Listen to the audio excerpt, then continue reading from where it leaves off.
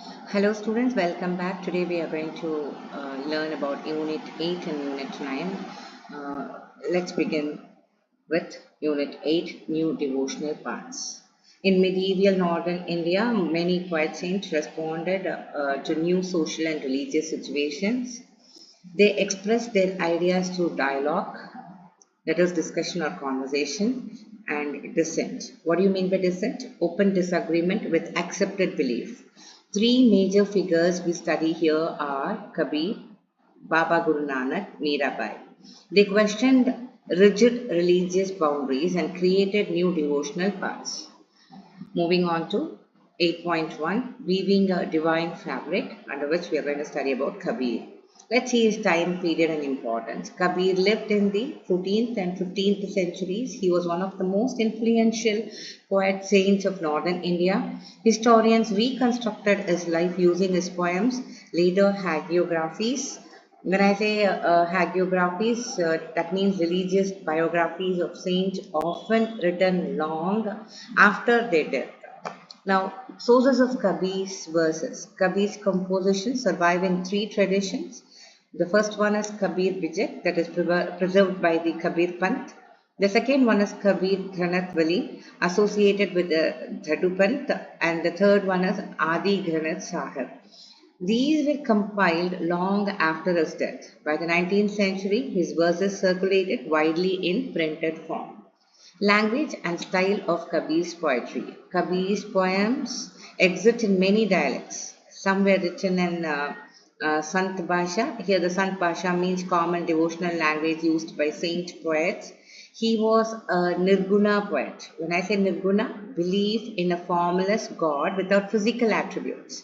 Some poems are called Ulad Bansi. Ulad Bansi means upside down sayings, that is paradoxical expressions that reverse normal meaning. For example, lotus which bloom without flower, fire raging in the ocean. These show the difficulty of describing the ultimate reality. Ideas about the ultimate reality. Kabir borrowed ideas from multiple traditions. For example, say from Islam, Allah, Khuda, Hazrat, Fir, and from Vedic tradition, Alka, that means the unseen, Nirakar, formless, Brahman, Atman. Then from yogic traditions, he borrowed Shabda, that is mystical sound, Shunya, emptiness. His poetry combines diverse and sometimes conflicting ideas. Now, religious criticism in Kabir's poems. Kabir criticized idol worship, rituals, blind following of religious institutions. He used iconoclasm. Iconoclasm means rejection of idols. Monotheism. What do you mean by monotheism? That means belief in one God. He also used Sufi ideas like zikir, that is remembrance of God, ishq, divine love, and Hindu practice of Nam Simran. Nam Simran, that means remembrance of God's name, that is chanting God's name again and again. Now, debates about Kabir's identity. Later debates questioned whether Kabir was Hindu or Muslim. Some traditions say he was raised by Julhas. Julhas means weaver community. Many recent convert to Islam. So some claim he was initiated by Ramananda. However, his poems do not mention a specific guru. Historians doubt he and Ramananda were contemporaries. These debates show the importance of his legacy. Now, moving on to 8.2, the topic Baba Guru Nanak and the sacred word.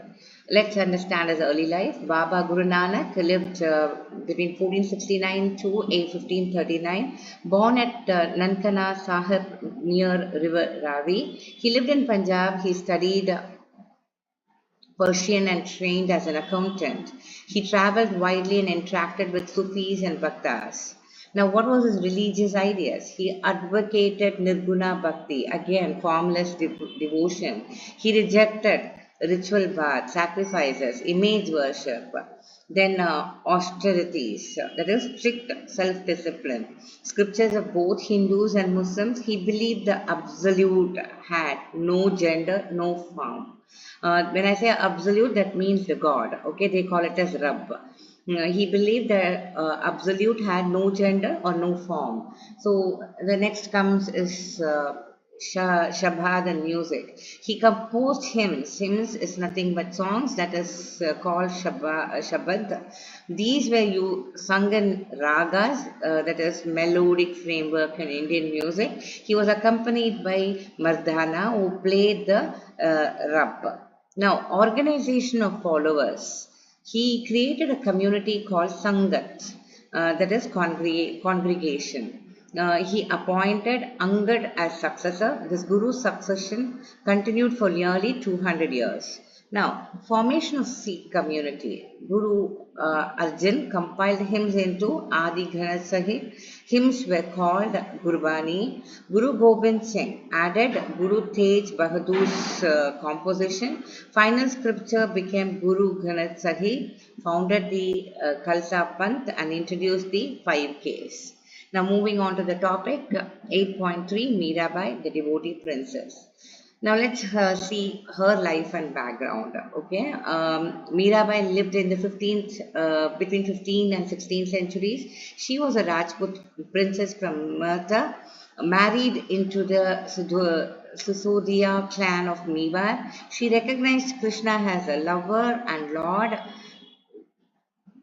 defiance of social norms. She rejected traditional roles of wife, mother. She faced persecution. She left the palace and became a wandering saint. Devotion and poetry. She composed bhajans, devotional songs. Her songs were transmitted orally. Some traditions say her guru was Raidas, a leather worker. This shows rejection of caste hierarchy.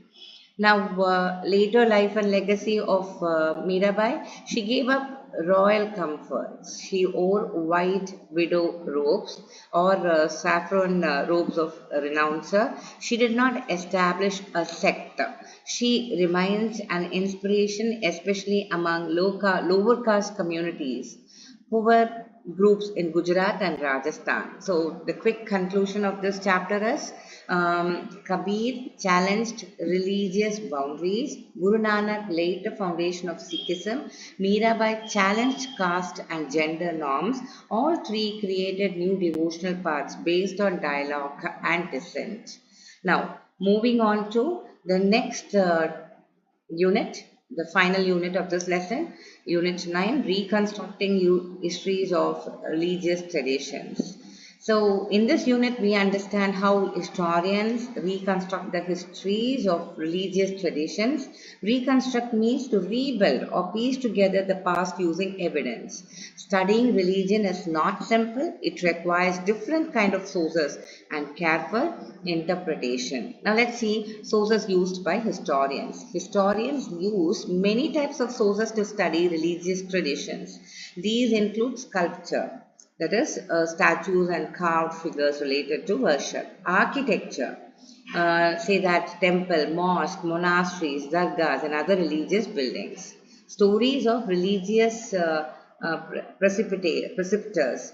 Preceptors here means religious teachers or spiritual guides.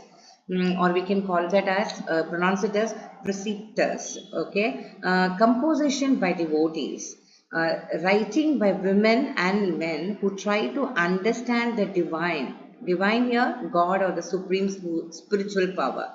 So historians do not depend only on books. They used art, buildings and devotional literature. Now, importance of context in sculpture and architecture. Sculpture and architecture cannot be understood in isolation. Isolation here means studying something separately without any background. Historians must understand the context. Context here, background conditions including ideas, beliefs and practices of that time.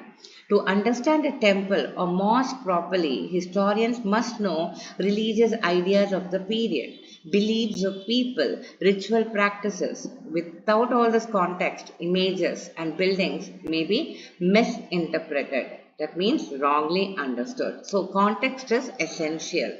Now, variety of textual traditions. Textual sources related to religion are very diverse.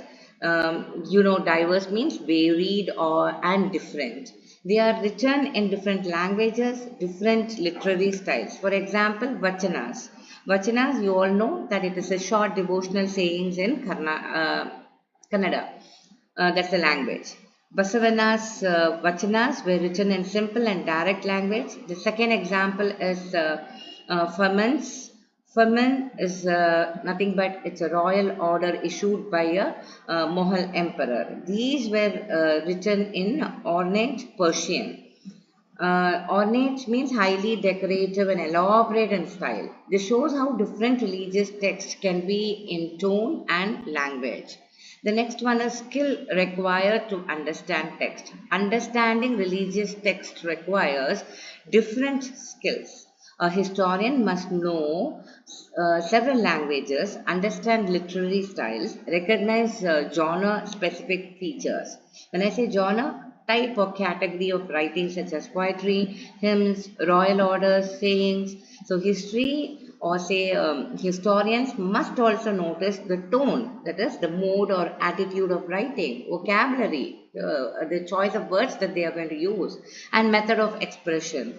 Small differences in language can change meaning. Therefore, reconstructing history requires careful reading and interpretation. So, what is the conclusion? Reconstructing religious history is a complex process. It requires multiple sources, contextual understanding, linguistic skills, literary analysis. Only by combining all these can historians form a balanced understanding of religious development. So, when I talk about the summary of this whole unit, historians reconstruct religious tradition by using diverse sources such as art, architecture, and text, and by understanding their historical context, language, and literary style. So, that is the conclusion of this unit, and we have come to the end of the lesson as well. So, these are the 8-mark questions that I have given you for this unit 8 and 9. So, please revise this video thoroughly and try to attend these questions. Until then, thank you.